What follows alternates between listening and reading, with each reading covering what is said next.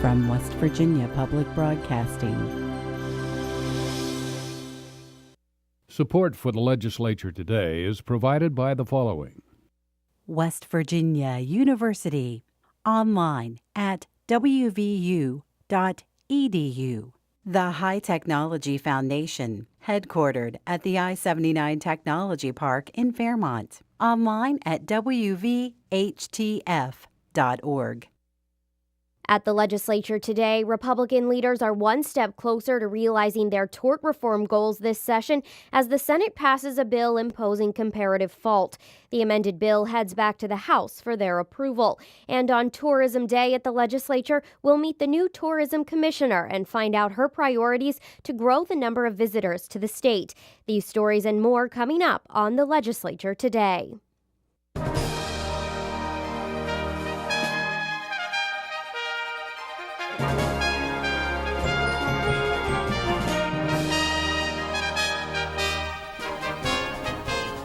Good evening, I'm Ashton Mara.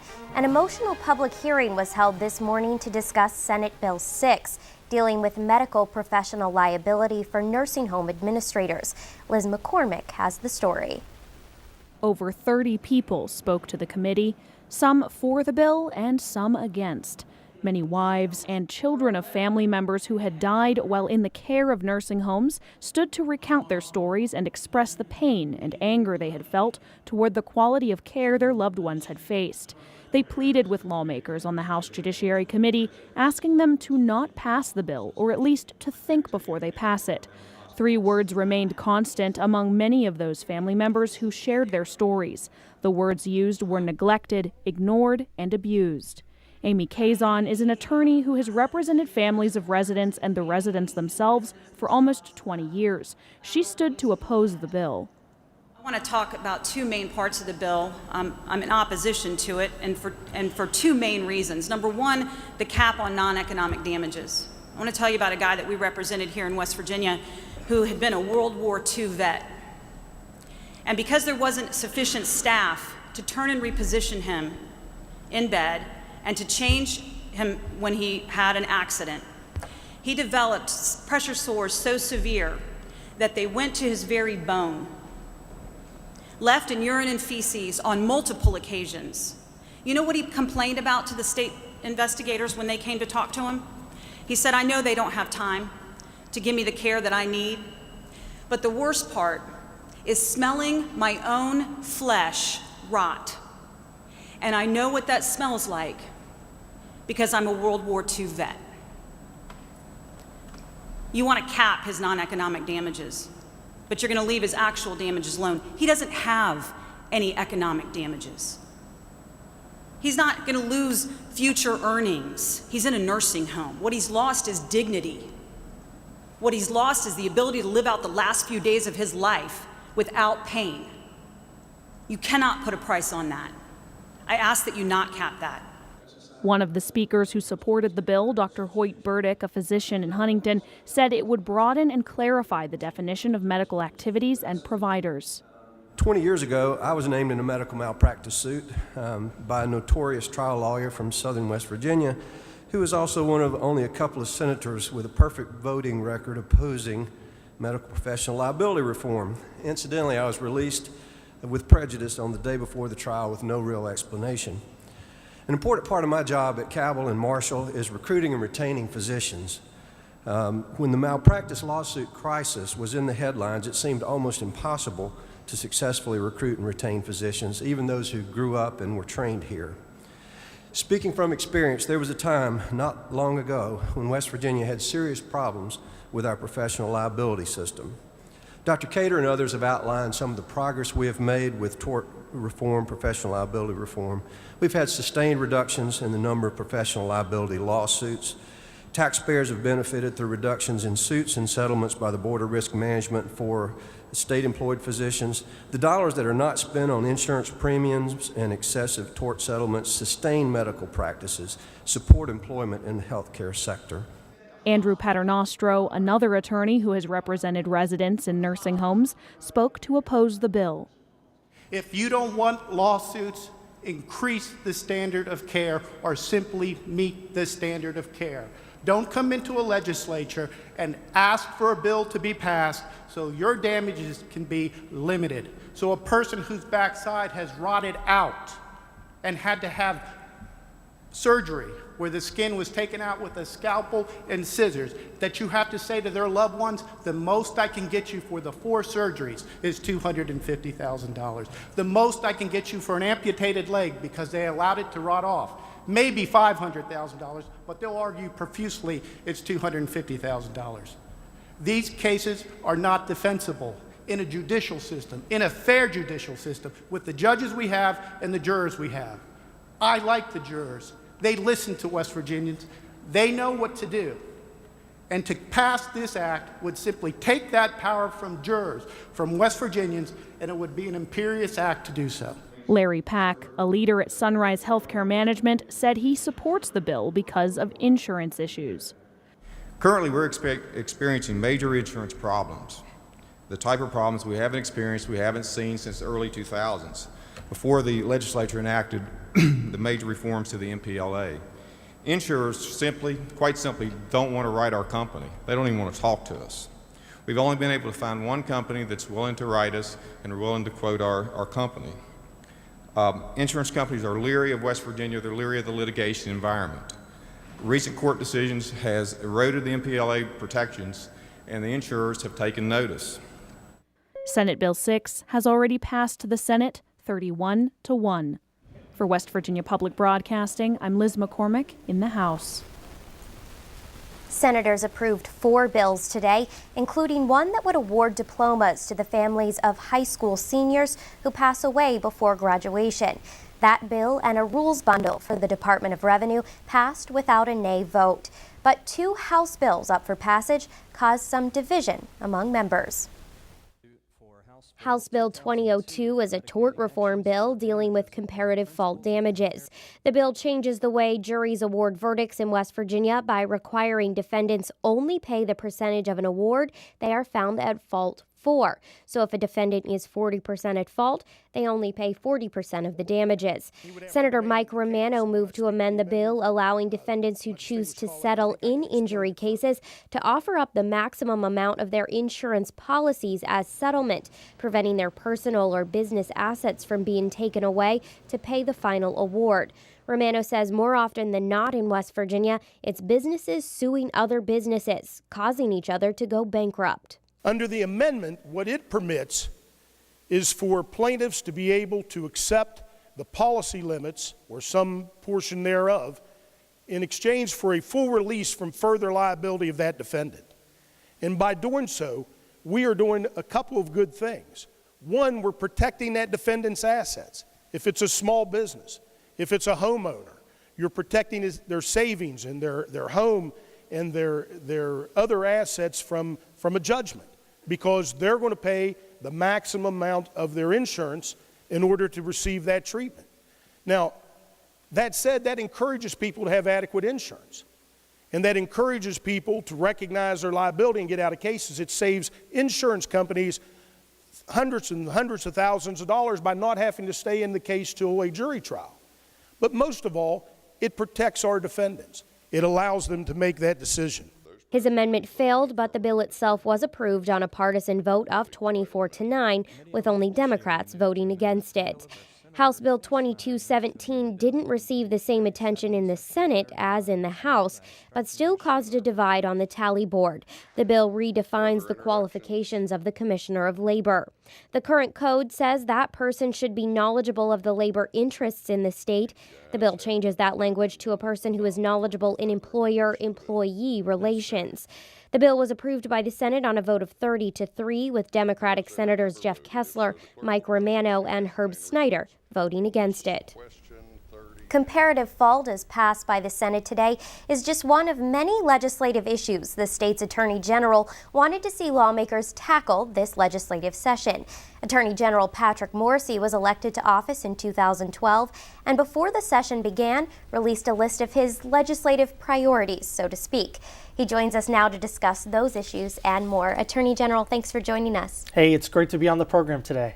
So one of the items on your list was codifying a policy that your office put in place soon after you took office, and that is about competitive bidding for outside counsel. Can you tell us about the policy itself? Yes, as many people know, in 2012, when I ran for public office, I mentioned that the way the state hires for outside counsel needed to be changed. First, I thought it was important that the public have much more transparency into the circumstances as to when the state would need to hire outside counsel, people that could sometimes make an awful lot of money. So we sat down, we worked, and we put together this competitive bidding policy. And what that does is it puts bids out in many situations so that we can evaluate what law firm on the outside is qualified to help the state of West Virginia on a particular issue.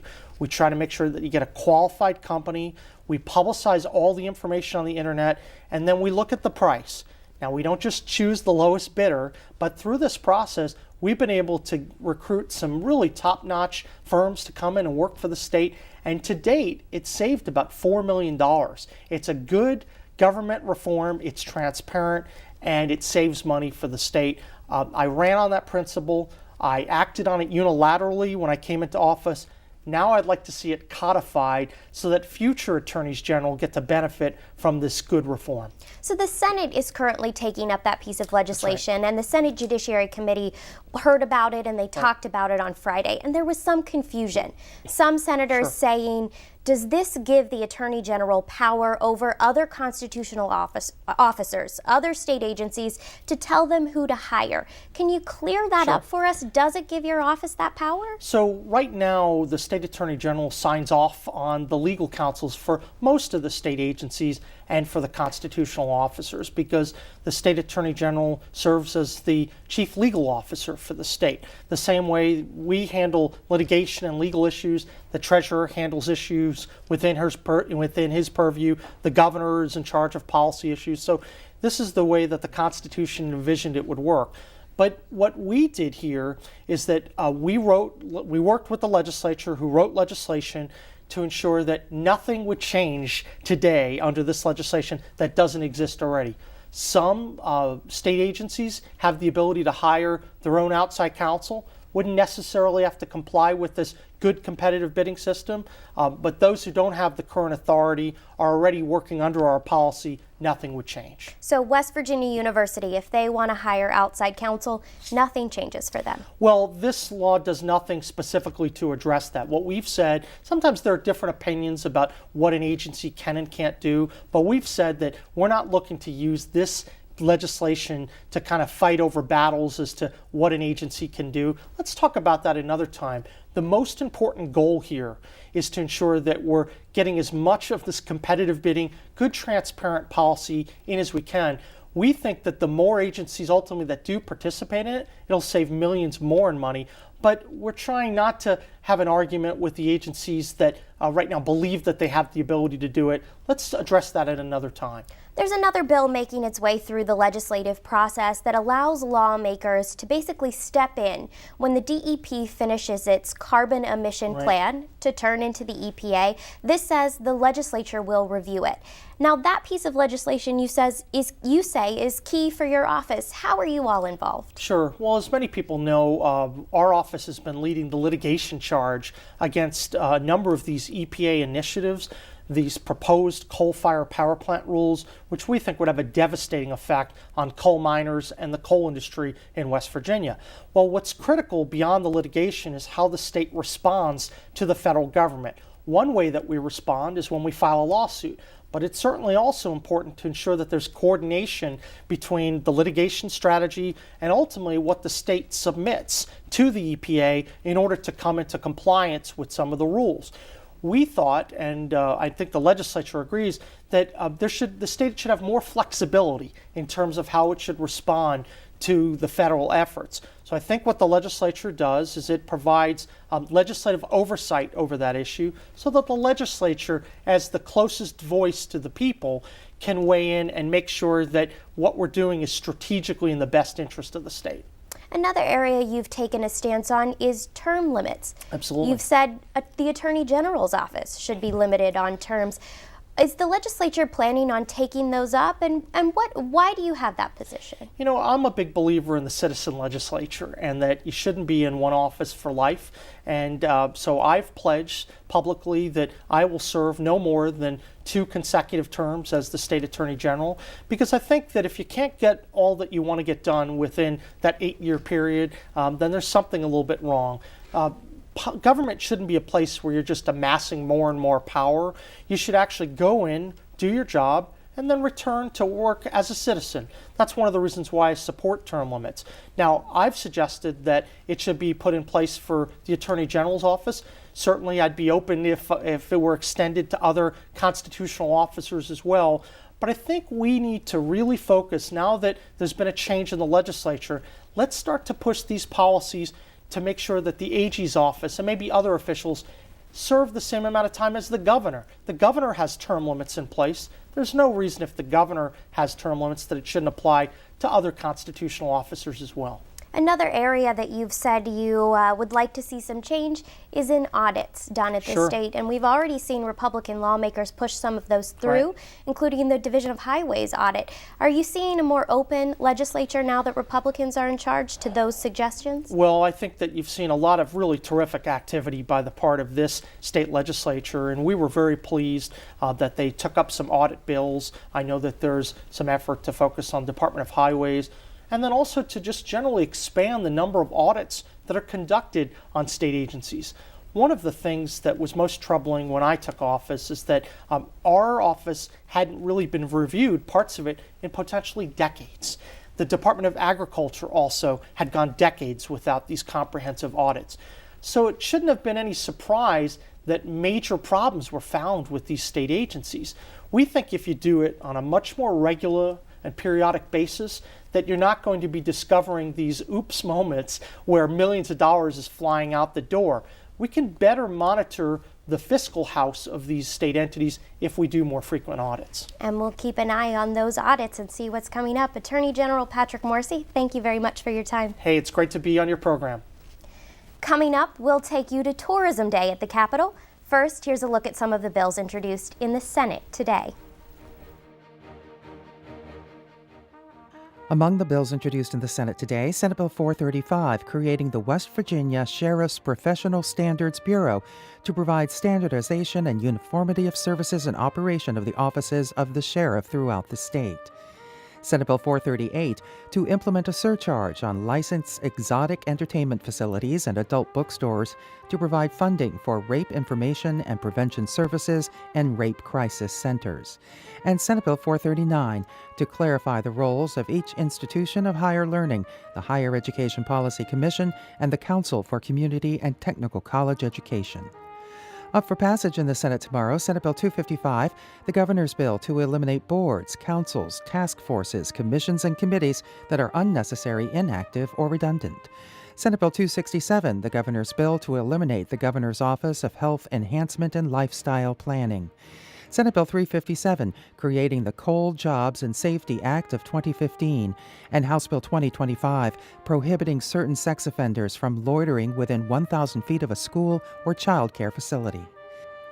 Among the bills on second reading, Senate Bill 19, to allow early childhood education programs to operate 4 days per week instead of 5. Senate Bill 60, to require food handlers receive training from the Bureau of Public Health and carry a card to indicate their training. Senate Bill 242, the governor's bill to provide misdemeanor criminal penalties for using automated telephone calls to disseminate false, misleading, or deceptive information with the intent to create panic, incite violence, or cause harm to individuals during a declared state of emergency. Senate Bill 361, eliminating the prevailing hourly wage requirement for construction of public improvements. And House Bill 2138, allowing non-commercial aircraft to land for recreational purposes and limiting the liability of the landowner. Today was Tourism Day at the state capitol as groups filled the upper rotunda with colorful displays highlighting all West Virginia has to offer.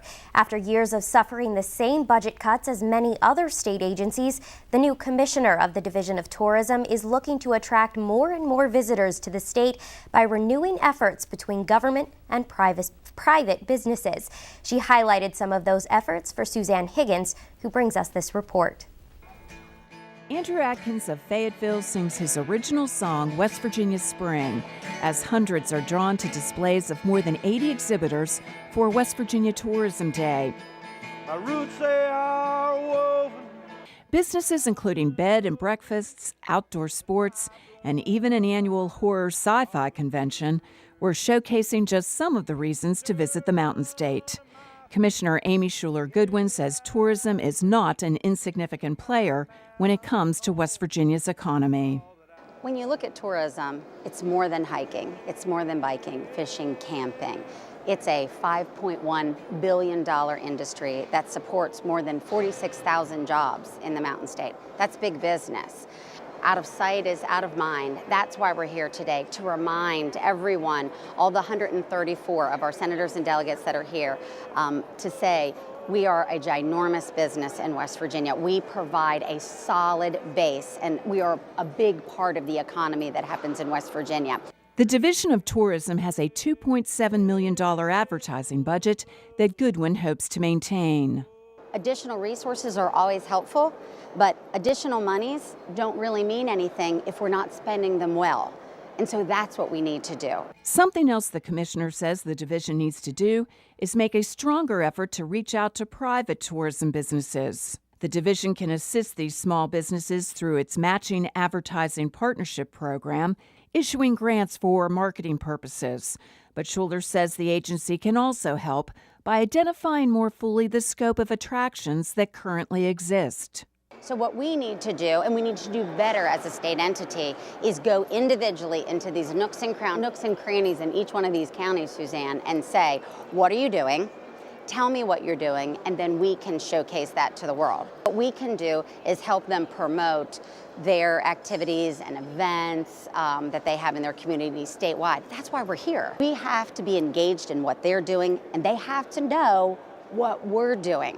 It's that whole, the right hand needs to know what the left hand is doing. A bill the division is following this session is the craft beer legislation, supporting the growing craft beer industry in the state. Why is that important to tourism? Well, because when people come to West Virginia, they might be coming to Whitewater Raft, but they have to have some place to eat. They'd like to grab a drink at night. They'd like to see a show. So while we're focusing on one particular activity, we always have to be aware that there are other things that help supply more money and more visitors when you enhance that. And that's what the craft beer legislation does. Goodwin, just 8 months on the job, says she's thrilled with all the state has to offer visitors and West Virginians. Like most parents, I'm tired of looking at the tops of my children's heads, right, as they're on their iPads and as they're on their iPhones. When I take my two boys out, who are 11 and 12, out to bike, out to hike, they love to zip line. They don't ask for their phone. They don't ask for their computer, because take a look around. Talk about a playground. If you can wow an 11-year-old, and you can in West Virginia, we have something that the beaches and the roller coasters all across the country, you can't compete with what we have. We have our own roller coaster, but it's a different ride every time. The Division of Tourism recently completed a study of state tourism efforts, the first comprehensive look in 13 years. For the Legislature Today, this is Suzanne Higgins at the Capitol. And here's a look at some of the bills introduced in the House today.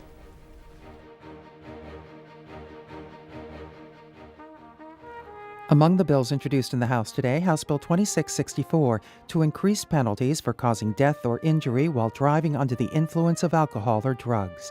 House Bill 2671 to establish within the West Virginia Lottery the State Parks Benefit Game.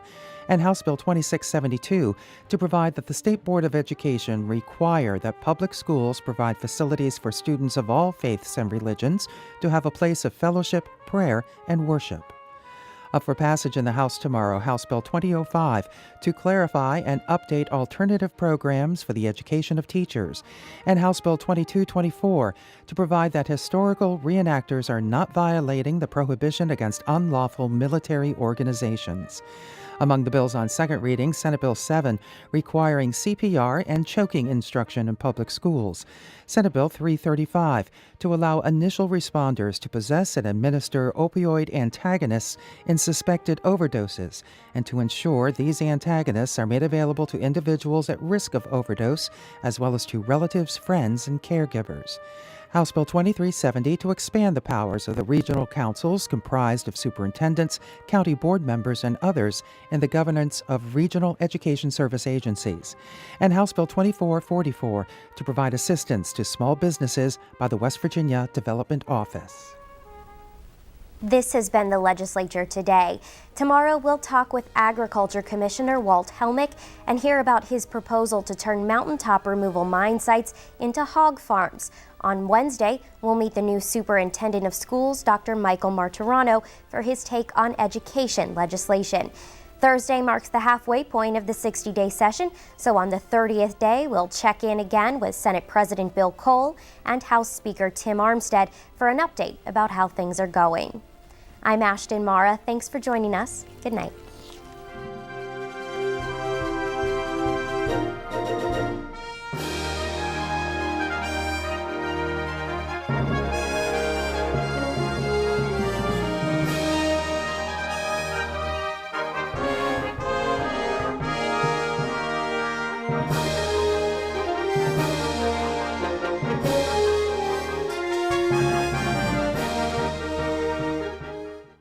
Support for the Legislature Today is provided by the following: West Virginia University, online at wvu.edu.